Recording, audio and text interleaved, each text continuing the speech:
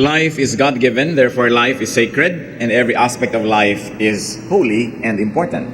Kumisan po meron tayong tendency to differentiate life between sacred and profane, between spiritual and physical, but this is a very, very Western thought, Western kind of looking at reality. Bawat bahagi ng buhay ay may kabanalan at magkasama yung napakatataas ng mga religious na mga usapin, pati mga practical na pang-araw-araw na mga issues ng buhay, lahat yan ay mahalaga. Kaya nga ba't amang mga aklat po sa Biblia ay may iba't ibang mga emphasis. Meron nag-emphasize sa mga ritual, may nag-emphasize sa mga calendars and events, may nag-emphasize sa mga pagdurusa, pagpapakasakit, at meron naman just how to enjoy life and make the most out of it. Not one is more important than the other. Lahat ng yan pinagsama-sama sa isang koleksyon para magkaroon ng lubos, ganap, at well-rounded na kahulugan ng ating buhay. What is life for? What universal rules govern and order life? Ito ang ating sisikaping hanapin sa Wisdom ni Solomon. Attempts at finding the meaning of life from Ecclesiastes 1 and 2. Lessons on life from Solomon. Ama namin, salamat sapagkat kayo Diyos na nagpapatawad. Linisin niyo nga po kami nang walang maging sagabal sa paglapit namin sa inyo. Gawin niyo po kaming karapat-dapat na tumanggap ng pagpapala. Payapain niyo po ang aming loob, patawarin niyo po kami sa mga kasalanan namin, gawin niyo pong tahimik ang aming puso at nang madinig namin ang iyong pagtuturo. Manguso po kayo sa pamamagitan ng mga pagbubulay-bulayan naming mga kabanata sa Biblia at nawa Panginoon kayo po ang maging tagapagpaliwanag, tagapangaral, tagapagturo. May your truth be our strength, our medicine, our hope, our guidance, and our everyday manual so we can have a life that is meaningful according to your definition. Kayo po ang mangaral sa amin, Panginoon. Turuan niyo po kami at kami naman nais na tumanggap ng pagpapala niyo. Dala-dala namin ang mga pasalamat namin, ang aming mga awit at sayaw, ang aming mga kaloob sa inyo. Panginoon, dinadala namin sa iyong paanan, pusong humihingi ng laman. Spiritual na laman ang hinihingi namin, Panginoon, at nawa ito po yung pagkaloob niyo. Quiet our hearts, protect us from all evil men and evil spirits. Bless our loved ones who are not with us, and may your safety be upon this holy assembly. We ask you, Father, confident that you hear, in the name of your Son, our Lord and Savior, Jesus Christ. Attempts at finding the meaning of life. We're going to have a panoramic review of these two very important chapters in a very, very practical book in the Old Testament. Ecclesiastes 1:1. The words of the teacher, son of David, king in Jerusalem. So the book is known to have been written by Solomon. Kung hindi man lahat ay sinulat niya, mayroong part dito na kinolekta niya at isinama niya sa body of wisdom na ito na tinatawag na Ecclesiastes, which means the teacher. Verse 2, meaningless, meaningless, says the teacher.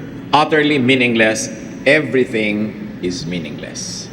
A very misunderstood word in the Bible, this meaningless. What is the writer's theme? That nothing makes sense.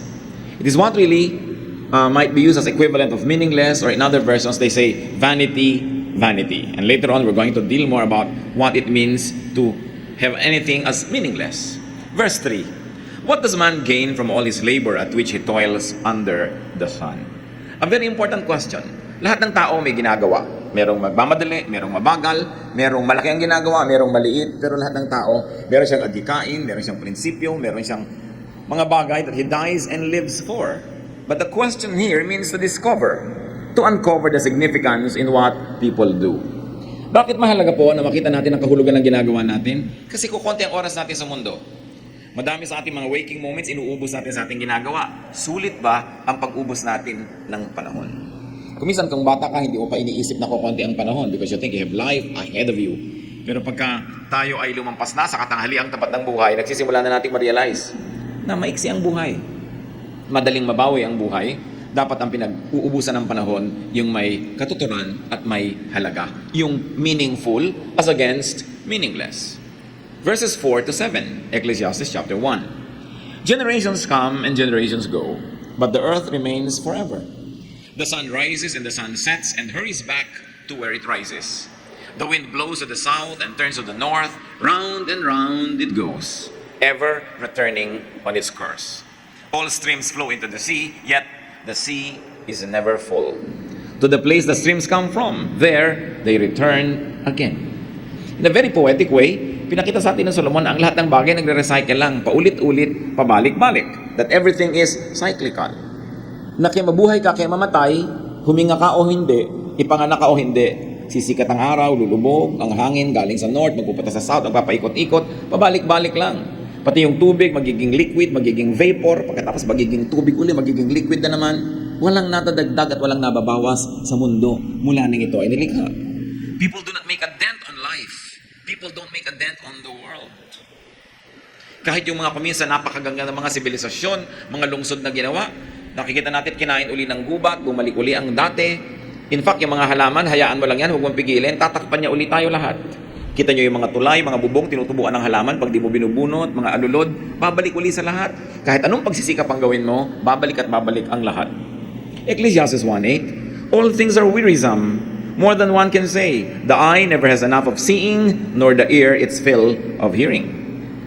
Hindi naman doon nasasatisfy ang tao. Hindi nabubusog ang mata kahit kailan. Hindi nabubusog ang tainga. Lahat laging kulang, gusto pa, more. So ano po ang isa sa mga lesson dito na hinuha natin? That having more is not the answer. Coming from a king, the observation reveals that one may have all the resources but still not get satisfied. So yan, the ear never has enough of hearing. Dumating na ba sa point na sobrang nadinig yung musika na ayaw niya na makinig? Dumating ba sa point na sobrang maganda na ang nakita mo, ayaw mo nang tumingin sa maganda? Hindi, lalo ka pang tingin ng tingin at lalo ka nagagandahan, lalong kulang at kulang at kulang. Dumating ba ang point na sa dami ng nakain mong masarap, ayaw mo nang kumain? Hindi na uubos ang appetites. So sabi niya, samantalang ito ang pinagtatrabahuhan natin. Marami tayong nauubos sa panahon. Just to see, just to hear, just to taste, just to have. Verses 9 to 10. What has been will be again. What has been done will be done again. There is nothing new under the sun. Is there anything of which one can say, look, this is something new? It was here already, long ago. It was here before our time. So, walang bago. Yung mga discoveries, kaya nga discover yun. Ibig sabihin, nandun lang yun, may takip, natanggal mo yung takip, nakita mo, na-discover mo. Pero nandun na. Even inventions, walang bago. Inventions are nothing but rearrangement of old rules and old formula. Nare-rearrange lang yan. Walang bago. Mula nung nilikha ng Diyos ang mundo. Isang major lesson there, brothers and sisters, don't waste your life trying to reinvent the wheel. Meron na. Makinabang tayo sa mga naipunta na ng iba, makatuto tayo sa body of knowledge of other people, learn from patterns, learn from cycles. That's why it's important na nakikinig sa matatanda. Marami na sila sigurong naaksaya ang oras at nung matanda na sila, nalaman nila kung alin yung aksayado, alin yung hindi, itinuturo nila ngayon. So niya, papunta pa lang ako kayo, pabalik na ako, huwag na kayong pumunta, sayang lang ang biyahin nyo. Pero maraming bata ayaw makinig. You want to learn it on your own. So you will waste lots of time in committing mistakes. While many people who have gone before us and already committed mistakes, we can learn from. Dapat cumulative yung learning, natututo ka. Dapat ang tao mas marunong na kaysa sa previous generations. Sa dami ng karanasan ng tao, pero kadalasan hindi naman tayo nakikinig sa payo ng matatanda, sa payo ng mga may edad na. So, you will reinvent the wheel. Meron na pala. You will go through the same troubles that many people went through. And therefore, your time is wasted like their time was wasted. Ano man pinag-uubusan natin ng panahon para sumikat, makilala, matandaan, to leave a mark? Ecclesiastes 1:11, there is no remembrance of men of old. And even those who are yet to come will not be remembered by those who follow. Talaga, sandaling-sandali lang naman talaga tayong natatandaan. Anong halaga sa inyo ng photo album ng lola nyo, for instance? Liban na lang yung mangilan-ngilan, ang hilig-hilig sa family heritage and history. So yung mga family album mo, mahalaga lang sa'yo, scrapbook, pati mga balutan ng chiclet na ibinigay sa'yo nung nanliligaw sa'yo, nung nakadikit pa doon. Mahalaga lang sa'yo, pero pag matanda ka na, nababali, wala rin. O let's say, kinamatayan mong mahalaga pa ba sa anak mo yun? Siguro konti, kasi nanay o tatay ka niya, pero sa apo mo, tatapon na lang niya yun, anin niya yun. Liban na lang ikaw si Jose Rizal. O liban na lang you're somebody so famous na magkakaroon ng katuturan yun. Pero kahit naman yung mga nagiging sikat, nagiging baliwala din ng mga bagay-bagay na mahalaga sa kanila. At kahit sa buhay natin mga kapatid, may mga bagay na ang halaga, tapos later on wala na. Yung mga collectors, they realize that. Some people spend half of their lives collecting things, then later on, pinoproblema nila, kanina kaya ako ito ipamana, wala na interesado. Kasi kung ano yung mahalaga sa iyo noon, hindi yung laging mahalaga. Don't waste your time to immortalize yourself. Wala yun. Kahit yung mga ating Cementerio del Norte, ang gaganda ng mga musilyo, ng mga pamilya, they think that they will be immortalized and remembered forever. Ngayon, tinitirahan na ng buhay yung mga libingan nila. So, yung mga iba, kinukuha na yung mga patay nila, nililipat sa iba dahil wala, nakakatakot na yung lugar na yan, hindi na siya in. Ganon din naman yung mga sphinxes at mga pyramids ng Egypt, that they thought they'd be there forever. Ang dami nila inilagay na wealth. Nung bumagsak ang imperyo nila, lagi tuloy hinuhukay yung mga libingan para makuha yung wealth. No, but this forever. Pagka iniisip natin yung buhay natin, sayangin natin para lang magkamonumento ka, sumikat ka, maalala ka. Sayang kasi baliwala rin. At ito yung mga pinag-uusapan ni Solomon. Yung mga meaningless things. Para yung buhay natin, maitalaga natin kung ano yung meaningful. Para kung tayo babawian na ng buhay, wala tayong pagsisihan na nasayang ang ating panahon. Ecclesiastes 1:12-14. I, the teacher, was king over Israel in Jerusalem. I devoted myself to study and to explore by wisdom all that is done under heaven. What a heavy burden God has laid on men. I have seen all things that are done under the sun. All of them are meaningless, a chasing after the wind. Sabi niya, ako, king, lahat ng gusto kong gawin, nagawa ko, na-afford ko, lahat ng gusto kong project, lahat ng gusto kong pag-aralan, napag-aralan ko, ang gusto kong i-research, na-research ko, ang dami kong ginawa. Sinuri ko lahat yung mga bagay na yan. You know why Solomon could do that? Because his reign was very peaceful. He inherited a very powerful, united, and peaceful kingdom. Yung ipinundar ng tatay niya na si David, whose life was spent mostly in war, magulo, siya ang nakinabang. Tahimik na tahimik ang buhay niya, marami siyang pwedeng pag-aralan. At hiningi niya sa Diyos, bigyan siya ng wisdom, binigyan siya. Ang yaman-yaman niya, ang mga tao nagpupunta sa kanya para makinig sa kanyang katuruan. Pag may nababalitaan siyang marunong, ipinasusundo niya, ano ba yung runong mo? Ikwento mo sa akin. Dami-dami niyang alam. Pero sabi niya, alam niyo, ang nalaman ko lang, wala naman talagang dapat malaman. Wala naman talagang ganun kahalaga para pag-ubusan mo ng panahon na alamin. Wisdom could not help much in understanding life. That understanding life is like controlling the wind. It is impossible. At ito yung buong konteksto ng meaningless at chasing after the wind. Ang hangin daw ba ay nahahabol? At kung sakali mong abutan, kaya mo ba itong ikulong sa iyong mga bisig? Kaya mo bang yakapin? Kaya mo bang ilagay sa kahon? Kaya mo bang ilagay sa bulsa ang hangin? Kaya mong talian? Hindi. So niya, yun ang paghahanap ng kahulugan ng buhay. Parang paghahanap at paghabol at pagkulong sa hangin. It is meaningless. Hindi ibig sabihin walang halaga, kundi walang katuturang gawin yan. Na sobra mong isipin ang lahat, sobra mong pakalimi-limiin, sobra mong bigyan ng logic, i-philosophize ang buhay, hindi mo kayang gawin yon. Walang nakakaunawa niyan. Sabi, tinangka ko yan, I had all the time, I had all the money, I had all the power. Ang sabi ko lang sa iyo, meaningless. Bakit daw? Ecclesiastes 1:15, what is twisted cannot be straightened. What is lacking cannot be counted. Kahit pagano ka karunong, sabi ganun, yung liko, hindi mo maituwid-tuwid. Ganyan, ang dami-dami mga doktor, marunong sila na masamang manigarilyo, pero naninigarilyo. Pero marunong, di ba? Maraming mga alam nila yung theory, pero hindi naman nila magsunod-sunod. Alam nila. At dahil alam nila, lalo lang lumalala ang kanilang discontentment dahil walang magawa yung alam nila. Halimbawa, ikaw ay doktor, alam na alam mo ang mga problema ng katawan ng tao, pero hindi mo pa rin maggamot. Sarili mong nanay, sarili mong anak, sarili mo rin. Namamatay ka sa sakit. Sa kabila ng dami mo ring alam. So, ang ibig sabihin ba niyan, huwag na lang tayong mag-aral? Hindi naman yun ang tinutukoy ni Solomon. Hold on. But Solomon is really suggesting accept the unchangeable. Kahit gaano mo kaalam ang tama at dapat, maraming dapat na hindi nangyayari.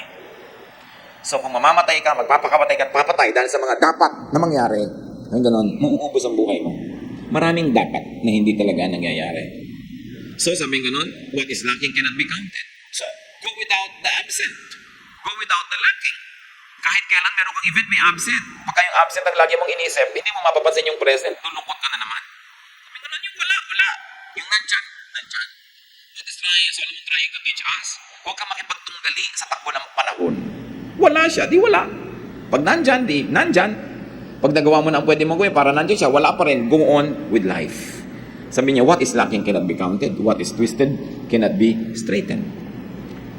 Twisted here doesn't mean negatively, ha? And straightened doesn't mean positively. Ang ibig sabihin lang, may mga bagay na tinatanggap na lang. Maraming mga magulang nagtatakwil ng anak dahil hindi matanggap yung anak kung ano man yung anak niya. Maraming mga anak lumalaya sa magulang kasi hindi niya matanggap yung magulang niya. Pinipilit niya yung magulang niya maging kung ano ang konsepto niya, kung ano dapat ang magulang. May mga magulang naman, gusto ang anak dapat ganito, anak ka dapat ganito ka. Pero hindi ganoon. Sabi ganun, twisted yan, hindi mo yan maitutuwid. Tanggapin mo siyang twisted. I don't mean moral and immoral. I mean there are things you simply cannot change. At lang lalo kung yun ay nasa buhay pamilya, makakapagpalit ba tayo ng tatay at nanay? Makakapagpalit ba tayo ng kapareha sa buhay lang ganun-ganun lang? Makakapagpalit tayo ng anak, kapatid? Hindi. So tinatanggap ang mga bagay na hindi mabago ayon sa iyong panlasa. Para hindi lagi kayo nagtutunggali at hindi laging may struggle sa inyong buhay. Ecclesiastes 1:16-18. I thought to myself, look, I have grown in increase in wisdom more than anyone who has ruled over Jerusalem before me. I have experienced much of wisdom and knowledge. Then I applied myself to the understanding of wisdom and also of madness and folly. But I learned that this too is a chasing after the wind. For with much wisdom comes much sorrow. The more knowledge, the more grief. Sabi ko noon, wala namang naging mas marunong na hari dito kaysa sa akin. Talagang ako lang ang pinakamarunong. Nalaman ko ang hindi naabot ng iba. Nalaman ko ang pinangarap lamang na alamin ng iba. So, sinubukan kong mga karunungan, sinubukan ko rin ang makahangalan. Sabi niya, baka doon nandun ang kahulugan ng buhay. Sabi niya, pero alam nyo, yung paghanap ng kahulugan ng buhay na ito, para lang paghahabol sa hangin. Sabi ko noon, it is meaningless. Hindi mo pa rin siya maiintindihan. At sabi niya, ito pa, habang rumurunong ka, lumulungkot ka lang. Habang dumadami ang alam mo, mas napapasok ka lang ng kalungkutan sa buhay. No? So, ang ibig sabihin ba nun, huwag na lang tayong marunong, hintayin muna natin kung ano sasabihin niya later. So, the teacher noted that understanding life was hard to do. That understanding life was as senseless as chasing the wind. Hindi natin lubos na unawaan ang buhay. Kung minsan, sunod-sunod ang dagok ng buhay, namatay ang kapatid, namatay ang nanay, namatay ang ganon, nagsara ang negosyo, nasunugan ang bahay, sunod-sunod, tapos sasabihin sa'yo nung namatayan, bakit? Hindi ko alam. Hindi natin alam. Mabait naman ako, nag-church naman ako. Walang kinalaman yon doon. Hindi lahat may paliwanag. Hindi lahat logical and sensible the way we think of logic and sensibility. May mga bagay na, ayun talaga, nandun. Kahit ubiyakin ang ulo mo, hindi mo siya mag-uunawaan kung bakit. Bakit pinalaki ko naman ang mga anak ko ng ganito? Ba't nagkaganon? Hindi mo kayang lutasin yung iba. Meron tayong mauunawaan, pero may hangganan yung kaya nating unawain. Sabi ni Solomon, pinag-isipan ko na yan, huwag na kayo magsayang ng panahon. Makinig na lang kayo sa itinuturo ko sa inyo. We cannot understand life to the point of controlling it. Hindi niya minamasama na unawain ang buhay, pag-aralan ng buhay. Pero para mo unawain ang buhay, nang sa ganon, makontrol mo ang outcome nito. Sabi niya, that is a chasing after the wind. It cannot happen. You can never know the mysteries of life enough that you can master its direction and its outcome. Willing ka na gawin ang kaya mong gawin, tapos tanggapin mo kung ano ang magiging bunga nito, plus bunga ng iba't iba pa mga elemento na beyond your control. The teacher noted that more knowledge leads to more pain, or more exposure to pain, to suffering, or for capacity for both pain and suffering. Talaga, malaking burden na maging marunong. Mahirap. Lalo responsable ka. Pagka nga responsable ka, matutulog ka lang sa isang hotel, hinahanap mo pa yung fire escape, nasa may fire escape nito. Yung mga responsable, tulog na lang eh. Bukas, pareho din naman kayo nagising, ikaw pa itong nabawasan ng tulog. Yung mga sobrang responsable, nakasaksak pa ba ang plancha, babangon pa yan, bubunutin yan. Yung mga iba, they don't even care. Napakarami mga tao, ang sarap-sarap ng buhay dahil manglang. Dahil tamad, dahil hindi nag-iisip. Yung iba, inaalala, paano kaya ang enrollment ng anak ko next year? Hindi na mapagkatulog. Yung iba naman, bukas na enrollment, ngayon pa lang talaga naghahanap, ngayon pa gagawa ng paraan, at nagtatabaan pa nga. Sabi ko na alam nyo, sobrang nag-iisip, sobrang responsible, hindi naman ibig sabihin, mas magiging maayos ang buhay nyo eh. Hindi naman ibig sabihin, mas sasaya kayo. No? Pero sinasabi rin ni Solomon, to be foolish and to be wise, pareho lang yan, pareho lang kayo mamamatay. Pero mas mabuti na rin wise. Sabi niya, Ecclesiastes 2, 1-3. I thought in my heart, come now, I will test you with pleasure to find out what is good. But that also proved to be meaningless. Laughter, I said, is foolish. And what does pleasure accomplish? I tried cheering myself with wine and embracing folly, my mind still guiding me with wisdom. I wanted to see what was worthwhile for men to do under heaven during the few days of their lives. Sabi niya, nung nagpakarunong-runong ako, lumungkot ako. Isipin nyo kung aalamin nyo lahat ang nagdurusa, ilan ang may sakit, sinong mga iniwan ni ganito, sinong mga ulila, nilungkot talaga kayo. Pag nagso-social work kayo, makikita nyo lahat ang suffering, nilungkot talaga kayo. Mas masarap pa yung pag may bagyo, lagi nasa mall, enjoy ng enjoy. Ikaw naman na lumalangoy-langoy sa baha, nakikita mo lahat ng pagdurusa. Sino sa inyong dalawa sa palagay mo tutulog ng mas maimbing? No? Sabi niya, pero mas mainam pa rin yung wise, mas mainam pa rin yung godly. Sabi ni Solomon, pero dahil lumulungkot ako at yung dumadaming nalalaman ko, sinubo ko naman, sabi gano'n, na magsaya. Maglasing, magpakasarap sa buhay. Sabi ko nun, pero tatandaan nyo, may wisdom still guiding me. Hindi naman ako todong nagwala Sabi niya gano'n. Pero tinikman ko, sinubukan ko lahat, pati mga kahangalan ng mga tao. Hindi ako sang-ayon kung ba't gano'n sila mamuhay. Baka may alam silang hindi ko alam. Baka may ligaya silang hindi ko maranas sa maiksing buhay na ito. So aalamin ko, sabi niya. In search of meaning, in search of the best way to live or the maximum benefit in life, the teacher tried fun and enjoyment and wine. What was his conclusion? He realized that laughing and having fun doesn't do much good. Yung wala rin eh. Yung tawa ng tawa, bukas walang pera. Yung sobrang ding saya, laging masaya, biglang bukas malungkot. Napapansin niyo ba yun? Yung pag sobrang saya ka, biglang may kasunod na lungkot. So niya, nagbabalance din kasi ang buhay eh. Kung sobrang kang lungkot, saya ka naman. Kung sobrang kang saya, lumulungkot ka, nagbabalance lahat. Kaya sabi ko, kahit sa kamalagay, pareho lang yan. So, wala pala sa pagsasaya. So gumawa siya ng ibang paraan. Verses 4 to 6. I undertook great projects. I built houses for myself and planted vineyards. I made gardens and parks and planted all kinds of fruit trees in them. I made reservoirs to water groves of flourishing trees. So nag-green revolution siya. Nagtanim siya, nag-backyard farming, naggawa ng mga irigasyon para sa ikabubuti ng mga tao. Sa kakahanap niya ng kahulugan ng buhay. At marami rin sa atin gumagano, nagkakawang gawa. Hindi dahil ang yaman-yaman, kasi naghahanap ka rin kung saan ilalagay yung sarili mo, saan ka nga ba sasaya. Verse 8, sabi niya, hindi ko pa rin nakita noon, I amassed silver and gold for myself, and the treasure of kings and provinces. I acquired men and women singers, and a harem as well, the delights of a man's heart. Sabi, okay, aside from my very, very fruitful agricultural projects, nag-ipon din ako ng maraming kayamanan. Marami akong kinita. Many kings come to me and pay their dues to me just to hear me talk. Ganon kasi karunong si Solomon. Ganon, kumuha ko ng mga singers. Kantahan naman. Walang katapos ang mga singers dyan. At may harem, alam niyo naman, libo-libo ang kanyang asawa.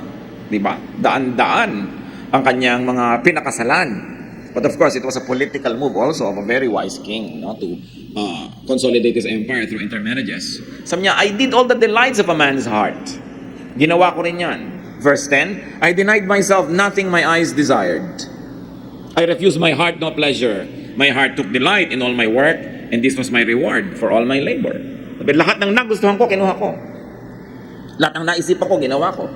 Lahat ng iniisip kong masarap, tinanas ko. Verse 11, yet, when I surveyed all that my hands had done, and what I had toiled to achieve, everything was meaningless. A chasing after the wind. Nothing was gained under the sun. Sabi, wala ako naidagdag sa mundo. Dumami nga ang mga babae dito sa palasyo ko na konti naman doon sa pinanggalingan. Pareho lang. Sabi nga, nagtanim ako dito pero hindi doon tumubo dito. So, nandito rin. Pero wala naman talaga nadagdag sa planeta. Wala naman talaga tayo na idadagdag sa planeta. Subukan yung bumili ng mga halaman sa Bulacan Garden na puno ng halaman yung bahay nyo pero naubusan naman sila. Lumipat lang. Nagpapalipat-lipat lang. Wala tayong naidadagdag. Magpapatayo ka ng bahay pero may mga batong tinibag kung saan, buhangin kinuha kung saan ilog, napunta lang sa lugar mo, pero wala naman, nagpalipat-lipat lang. So the teacher tried and enjoyed great and productive and fruitful projects. It was beneficial to others as well. He tried construction, agriculture, irrigation, ownership, acquisition of slaves and laborers, even animals. He tried entertainment and romance, fame and wisdom, boundless freedom, even enjoyment of what he did. His finding, everything was simply not worth the trouble. A chasing after the wind. When you try to shepherd the wind, you cannot do that. Sabi niya, ito ang napapala ko sa paghahanap ng lahat ng logic at kahulugan. Alam niyo po, mas mainam pa kuminsan yung walang-wala ka pero umaasam ka. Kesa nasa iyo ng lahat, tapos hindi ka masaya at hindi mo na malaman kung ano pang aasamin mo. Mas nakakalito yun. Yung walang-wala ka, alam mo yung gusto mo. Isang tuwang-tuwa ako sa mga wage earners. Kapag nagka-1,000 lang ako, alam niya kung anong gagawin niya. Pag nagka-5,000 ako, alam ko kung anong gagawin ko. Yung nagkaroon lang ng konting bonus, wow, kain na sila sa kung saang restaurant ng pamilya niya. Nagkaroon lang ng 2-day holiday, alam nila, pupunta sila kung saan. Pero yung ang dami-daming pera who can go anywhere, saan nga ba tayo pupunta? Ano bang gagawin natin? Ano bang bibili natin? Ewan ko kung marami na sa inyo nakakaranas sa ganung level na sa dami, hindi nyo malaman ang gagawin. Pero kung nararanasan nyo yan, alam nyo ang tinutukoy ko. Mas mahirap yung meron kang resources kasi hindi mo alam kung anong gagawin mo kaysa sa wala, tas alam na alam mo. At least may goal ka. May hinahangad ka, may inaasam ka. So, litong-lito na yung Solomon. At siguro kayo rin. Ano nga bang mapapala natin dito sa Ecclesiastes na to? Chapter 2, verses 12 to 17. Then I turned my thoughts to consider wisdom and also madness and folly. I saw that wisdom is better than folly, just as light is better than darkness. O, kita nyo na yung sinasabi niya, huwag pa rin tayong pumili ng foolishness. Mas mainam pa rin, pareho lang yan. Iba pa rin yung wise. Iba pa rin yung nasa panig ka ng katwiran. Verse 14, the wise man has eyes in his head, while the fool walks in the darkness. But I came to realize that the same fate overtakes them both. Then I thought in my heart, the fate of the fool will overtake me also. What then do I gain by being wise? I said in my heart, this too is meaningless. For the wise man, like the fool, will not be long remembered. In days to come, both will be forgotten. Like the fool, the wise man too must die. So I hated life, because the work that is done under the sun was grievous to me. All of it is meaningless, a chasing after the wind. So niya, alam nyo, mas mainam yung matalino ka kaysa hindi ka matalino. Righteous ka kaysa unrighteous ka. Pero ito sabihin ko sa inyo, matalino ka matindi, righteous ka man, pareho lang kayo mamamatay. Sabi niya. Kaya ito naman, konsolasyon kung hindi masyadong matatalino, ay, mamamatay ka rin. Sabi niya dun sa matalino. Sabi niya dun sa mayaman, mamamatay ka rin. No? Nakaka-cross siya ng konsolasyon. Pero yun namang mayaman na, sabi niya, anong napala ako? Anong napala ako sa pagpakatalino? Pareho lang kami mamamatay nung hangal na yan na naglalakad sa labas. Di ba? Minsan donyang-donya ka, ang bango-bango mo, ang yaman na yaman mo, tapos yung maid mo, pareho lang kayong mamamatay eh. Ganun. So ano nga ba talaga ang pinagkaiba? Ano naman ang special sa buhay? The teacher realized that wisdom and foolishness are both meaningless. They're almost the same. But though wisdom and foolishness are both meaningless, sabi niya, wisdom is still better. Why? Because wisdom is on the side of godliness, of God. Namamatay kang masama, mabuti na yung mamatay kang mabuti. Namamatay kang gutom, mabuting mamatay kang busog. Sabi, kahit pare-pareho tayong namamatay, meron pa rin namang advantage yung nag-iisip at yung may katwiran. But the wisdom is better, both the wise and the foolish die and experience the same things. Lumulungkot din ang mayaman tulad ng mahirap. Nagkakasakit din yung mayaman tulad ng mahirap. Masakitin pa nga madalas. At namamatay din yung mayaman at sabi, pareho lang kayong malilimutan. Nakita nyo, gaano ba karami natatandaan natin sa mga pharaoh? Gaano ba karami natatandaan natin dun sa mga hari at mga reyna na may mga magagandang puntod? Pareho lang. Nung mga natumbal na lang dyan sa gilid ng daan at tinubuan ng damo at nakalimutan na siya ng mundo. So the teacher began to hate life. Sabi niya, nawalan ako ng gana sa buhay. Or you might want to say the teacher began to love life less. Again, this sad realization could be brightened up if one didn't take life seriously. Sabi niya, masyado ka kasing serious, masyado mong iniisip, kaya tuloy nababahala ka. Mag-isip ka lang nung dapat mong isipan, yung iba, huwag mo na silang isipin. Ecclesiastes 2:18-19, I hated all the things I had toiled for under the sun, because I must leave them to the one who comes after me. And who knows whether he will be a wise man or a fool. Yet he will have control over all the work into which I have poured my effort and skill under the sun. This too is meaningless. Alam niyo, isa pang walang katuturan sa buhay, hindi mo maintindihan, sobra ka nagpakahirap, nagpundar, nagpakatino, at nagpayaman, tapos mamamatay ka, may ibang magmamana.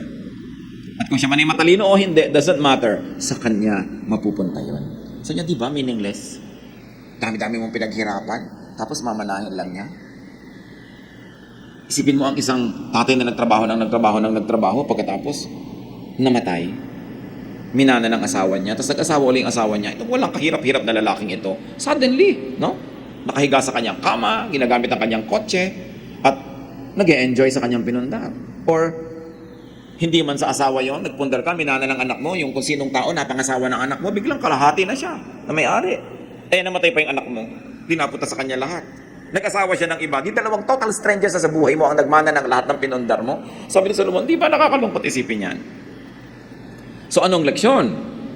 Sabi niya, ang hirap naman kasi magpundar, ang hirap magpakayaman, pinapagod mo ang sarili mo, nag-aalala ka, hindi ka mapakali hanggang hindi napipirmahan yung contract, hindi ka napapakali hanggang hindi tapos yung deal, you have sleepless nights. Pagkatapos kung sinong makikinabang, so the time and the capacity to enjoy the fruits of one's labor is limited, and this is what makes life sad. He's limited only to his short lifetime. Other people would eventually inherit one's wealth and even fame, whether they are wise or foolish.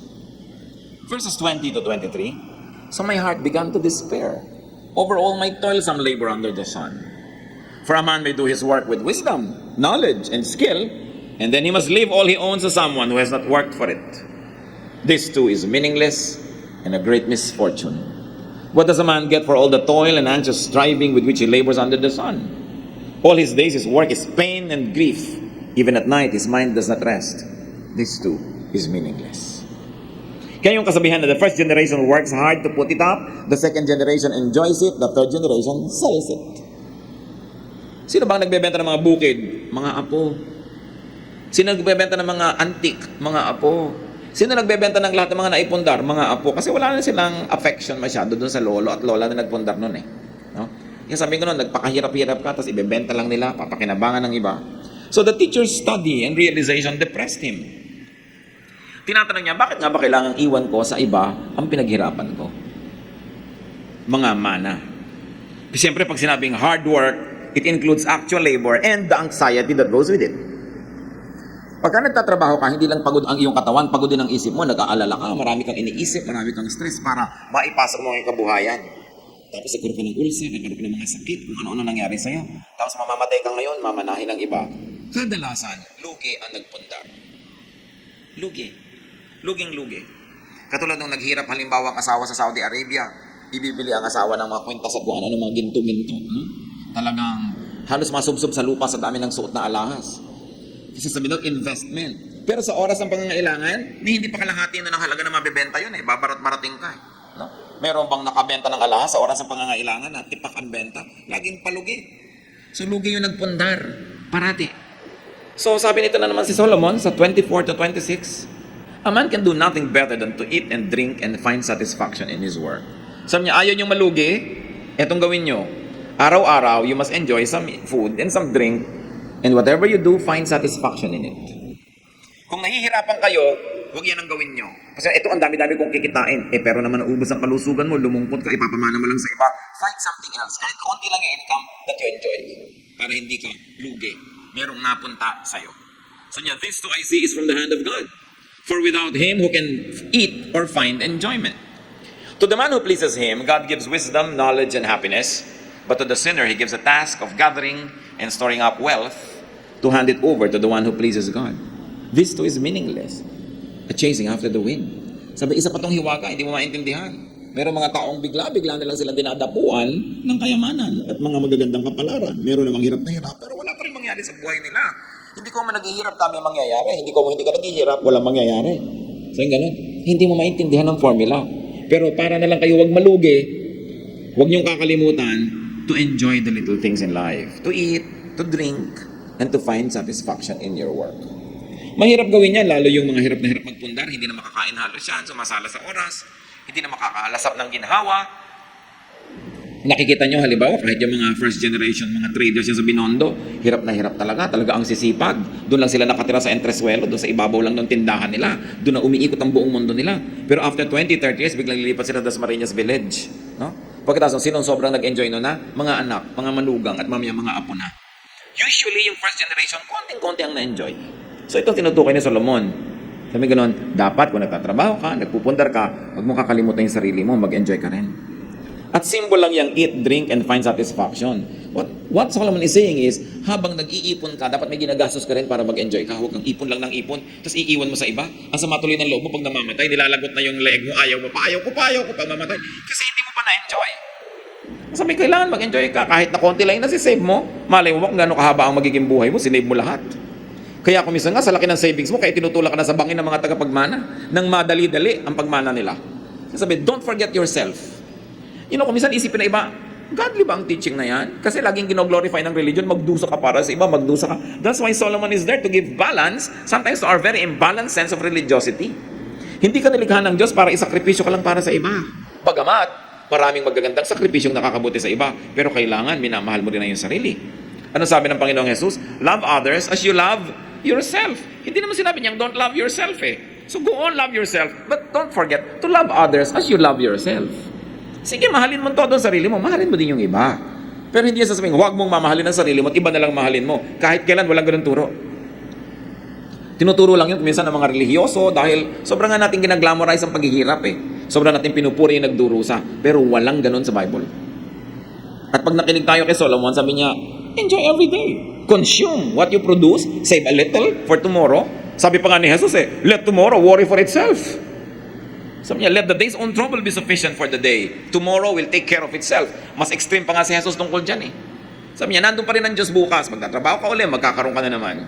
Pero hindi naman masama mag-ipon ng konti, pero wag yung wala ka nang na-enjoy ngayon, inipon mo na lang lahat. Because that is not the way to live. And since you can no longer enjoy the fruits of your work beyond earthly life, what should you do? Enjoy them now.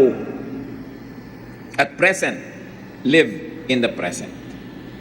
Ang daming magulang ang pagdurusa, mapag-aral lang ang anak. No?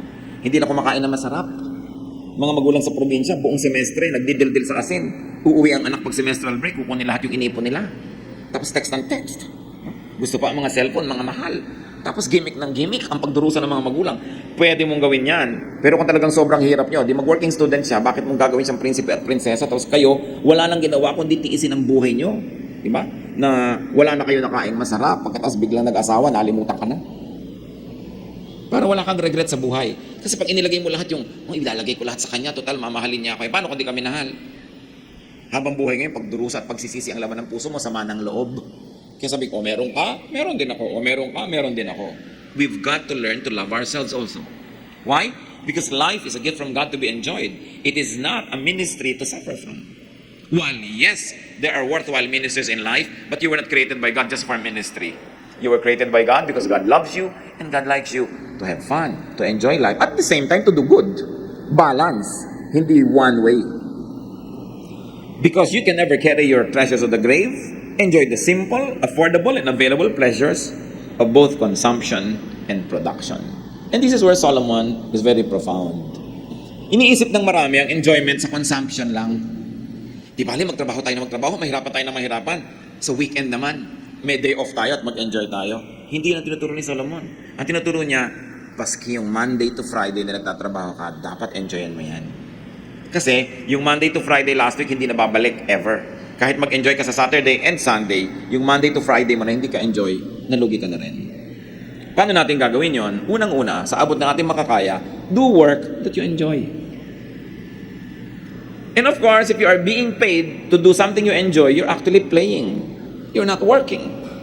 So dapat tayo, habang lalo na yung maaga pa lang, nagsisimula ng karir, ibagay nyo sa inyong mga taste ang gagawin yung trabaho. Kahit merong mas malaki ang kita pero hindi kayo enjoy, doon na lang kayo sa moderate ang kita or less pero enjoy kayo. Kasi bawat oras na nandun kayo, meron kayo enjoyment. Kesa puro kayo pagtitiis at pagdurusa. At kung kaya nyong kumawala sa mga ginagawa nyo ngayon na hindi kayo enjoy, then kumawala kayo. Sa bahay halimbawa, nahati-hati ang trabaho, ayaw na ayaw mo maglaba, pero enjoy ka mamalansya, makidil ka sa isang kapatid mo, o ikaw maglalaba, ako mamalansya. Para pareho kayong enjoy, kasi gusto na niyang nilalaro-laro yung mga bula-bula, saya-saya niya pag naglalabas siya. No? So, hanapin mo yung gusto mo at yan ang gawin mo. Sinasabi ni Solomon, huwag lang yung nagdurusa ka lang dyan. Because work must be enjoyed as an end in itself. Hindi lang siya means to earn. Kailangan means din siya to be happy and to find satisfaction. Kaya sabi niya, find satisfaction in what you do.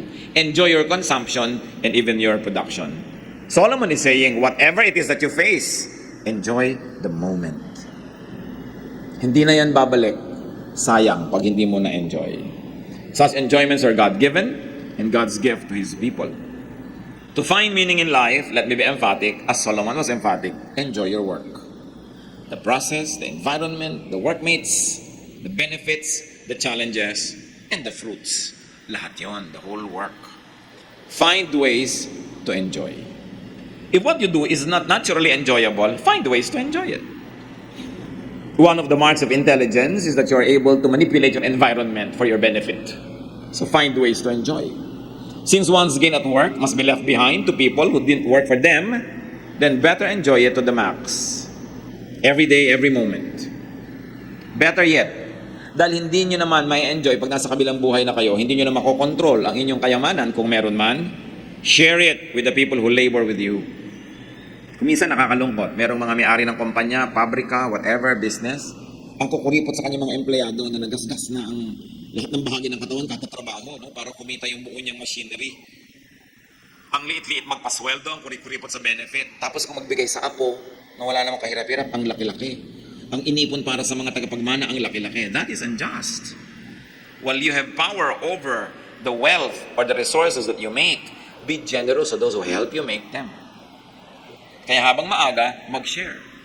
At kung kayo maraming kayamanan, huwag nyo nang antayin na yung mga tagapagmana ang mag-decide kung paano yung nahatiin. Hatiin nyo na legally. Habang malinaw pang inyong isip at kaya nyo pang pumirma, napakaraming bangkay na pag tinignan mo, bakit para siyang bumoto? May tinta sa tab. Aba, may matinong kamag-anak na habang naghihingalo siya, nagpatatak na ng mga kung ano-anong mga deed of sale. By the way, alam nyo ba na mahahalata mo pag patay na yung nagtatak? Iba ang tatak ng patay na at buhay. Malalaman mo yun. Di kung nanghihina ka na, may kumukuha na ng kamay mo, nilalagyan na ng tinta, wala ka na magawa. So kailangan gawin mo yun habang kaya mo pa. Alam niyo po yung mga gulo-gulo ng pamilya because of ng mga will. No? Magsulat lang kayo na isang page. Ito ang aking last will and testament. Ganito gusto kong mangyari dyan. Tapos pirmahan nyo, that is binding.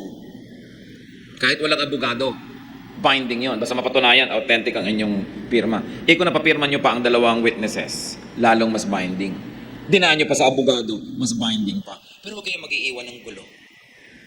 Kasi kadalasan, ang gulo-gulo nyo mga hatian na yan Dapat ayos. Granting na may hahatiin, at may paghahatian. Ngayon kung utang, mas mahirap naman yan, utang pang iniwan ninyo. Profit sharing is important. So, increase natin, bigyan ng benefit, bonuses sa mga workers. Huwag lang ipamana sa apo. Bulag na pag-ibig dahil lang apo mo o anak mo, doon mo na ilalagay, hindi mo naman katulong sa paggawa ng kabuhayan na yon. Dapat mas bukas ang iyong puso doon sa mga katuwang mo, kahit pa nga mo sinusweldohan ang mga yon. Ano pa pag ginawa mo yon, it will give you more return in terms of gratitude and affection, goodwill, inner satisfaction, and definitely God's pleasure. Because God wants us to be good to our workers and to our laborers. At nakakatiyak ka, marami makikipaglibing sa'yo pag ginawa mo yung ganong kabutihan. Therefore, do not fret about who inherits it. Hindi naman talaga natin makokontrol. Huwag nyo nalang sobrang damihan. Produce and enjoy in your time, then let go when it's time to go. Dahil nagawa mo na, at ayos ang iyong sambahayan. Isa sigurong lesson dito mga kapatid, do not produce too much money. And let me emphasize this other half of my sentence, at the expense of your peace and enjoyment. Huwag kang sobrang mag-produce, ikaw na to yung nagkaulsar-ulsar, nagkagulo-gulo, nagkalubog-lubog, nahirapan. Make it easy on yourself. Make and get only what you need for a lifetime, for your time, or even for a day. And if things seem meaningless, find their meaning and give them meaning. Pag lagi mong hinahanap kung anong kahulugan ng buhay, hindi mo naman makita, di ikaw ang umimbento ng kahulugan. Ano ba ang kahulugan ng buhay na gusto mo? Ano ba ang magandang kahulugan ng buhay na hindi naman sasalungat sa nakasulat na salita ng Diyos? E di, imbentohin mo ang kahulugan mo. Ano ba ang kahulugan sa'yo? Masayang buhay sa'yo? May right ka na i-define yun para sa sarili mo. Don't let the standards set by others dictate on you kung ano ang mahalaga sa'yo. If the wind could really be shepherded or controlled, then Solomon would have found the answer.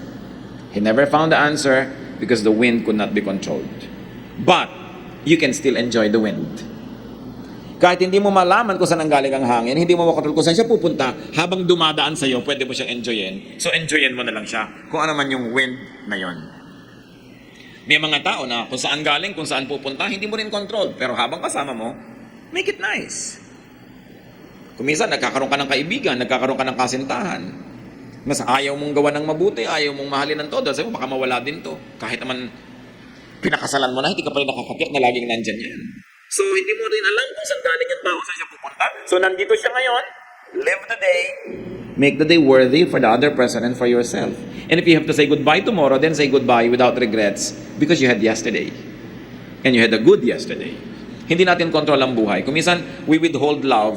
Gusto nating ibigay sa isang very permanent. Sino yun? Nasaan yun? Kung minsan, ayaw mong tumanggap ng pansin. Kasi mawawala din yan. Baka masanay lang ako, mahirapan ako. Hindi mahirapan ka na lang bukas. Nag-enjoy ka naman ngayon. Kesa sa, hindi ka nga nahirapan bukas dahil hindi ka naman nag-enjoy ngayon. There's nothing to miss. Many people miss out on what's meaningful and what's passionate in life because they're too afraid of losing them tomorrow. If you lost them tomorrow but you had them today, then it's worth it. Then you never had it at all. So, pagka tinignan natin Solomon, very practical ang mga turo niya sa buhay. Hindi niya tayo ini-encumber ng maraming mga kung ano-anong doktrina. Hindi niya tayo ginuguluhan ng kung ano-anong mga divisive religious thought. Pero ang concern niya, that you have a grasp of what you want in life, do what you can to pursue it, do not work too hard, enjoy the day, enjoy the moment, and if you have to die, then die. wala kang pinagsisihan dahil nabuhay ka. At tulad ng sinasabi niya, stop looking for specific things. Just enjoy whatever you find. Parang shopping. Pag may hinahanap ka na ganitong damit, ganong size, ganong kulay, pagod ka na, nahalungkat mo na yung buong tindahan, wala kang makita. Ba't hindi ka na lang tumingin-tingin? Ang baka makita mo at magandahan ka, di yun ang bilin mo, di ka pa napagod. But when you always have a specification of what you want, most of the time, you will just be searching and you won't find it. So why don't you just open your eyes to things that are not nice, that you never even imagined to have existed? Because they can also give you happiness.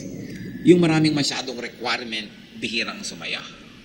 Madalas bigo, kasi susukatin nila ang lahat sa kanilang inaasahan.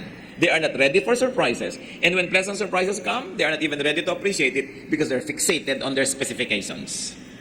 Dapat marunong tayong mag-adjust. What cannot be straightened, cannot be straightened. What is absent, is absent. So you make do with those who are present. And in all your work, do it for God. Do everything as if God wants you to do it. Because everything we do can please God if we do it with all our heart. If it is godly, and of course it is good. 1 Corinthians 10:31, whatever you do it all for the glory of God. Kung saan ka man ngayong station nalagay sa buhay, complete man o incomplete ang happiness mo dyan, do it with feelings. Do it well. Do it as unto the Lord. And you will find joy in it. Because God will let joy flow into your life. Because God loves a cheerful worker. Hindi yung nagdadabog, naiinis, because you will be blinded by your emotion and you won't see what is nice in life. So walang conclusion ng ating pag-aaral. Tatangkain nating basahin pa ang iba pa mga books ng Ecclesiastes. Napaka-importante na hold your conclusion and let's just let Solomon carry us through his wisdom, hold us by the hand, and probably open our eyes here and there to see nice things we have not seen and to allow us to just gloss over things that we don't like but we have to accept anyway. Heavenly Father, we thank you for the wisdom you've given to Solomon. Our prayer is that you will enable us to partake of this wisdom, give us eyes that see and ears that hear, and make our minds open to your leading, and use Solomon's wisdom that you have given to him so that we can find better meaning in life, or whatever it is, Lord, our daily life will much be better. Bless us, and may your mercies be upon your people. Spend some time in prayer and ask God for personal messages coming from these two chapters.